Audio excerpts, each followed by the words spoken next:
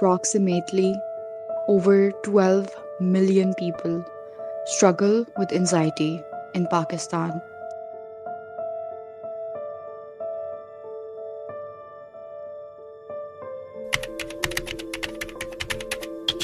For those who live with it, anxiety is not a choice or a phase. It's a daily battle, often fought in silence. It's not simply worry or stress, it's a relentless force that can distort thoughts and even manifest physically. Despite its invisibility, its impact is profound. On surface level, you see a student with good grades, leadership roles, and a busy social calendar. But the reality is, having it all together is like a constant act of juggling. There is a lot of pressure to excel in every area, and it often feels like running on a treadmill that never stops. My anxiety felt like a shadow I couldn't shake. At first, it was just nerves before exams or presentations, something I thought everyone dealt with. But over time, it became so much worse.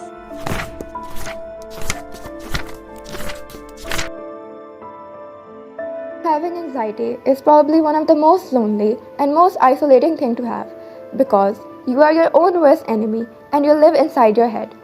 I've been living with extreme anxiety for as long as I can remember, and it's something I've tried to hide. I've been told to never let anyone see even a little crack in my facade, so nobody really sees what it took to paint on that smile. I might seem happy and relaxed, but that is not how I feel. Pakistan is home to about 200 million people, but has one of the poorest mental health indicators. As a clinician, I see patients with the whole spectrum of disorders at my clinic. Of course, the more common being depression and anxiety. More people now seem to be aware about mental health issues, but the stigma surrounding mental health still remains. It's like a constant whisper at the back of my mind, always repeating that you are not good enough.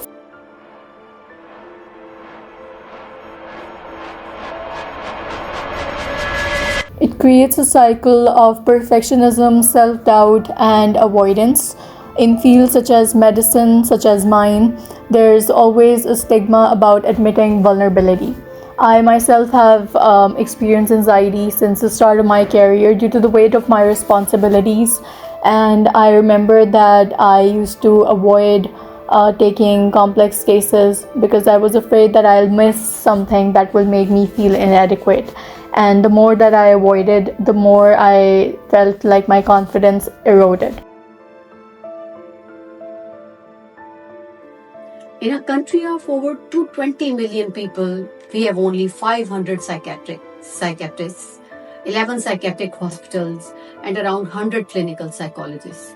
This scarcity creates a massive treatment gap, leaving more than 90% of those with common mental disorders without access to care. The need is immense, but the resources are painfully limited.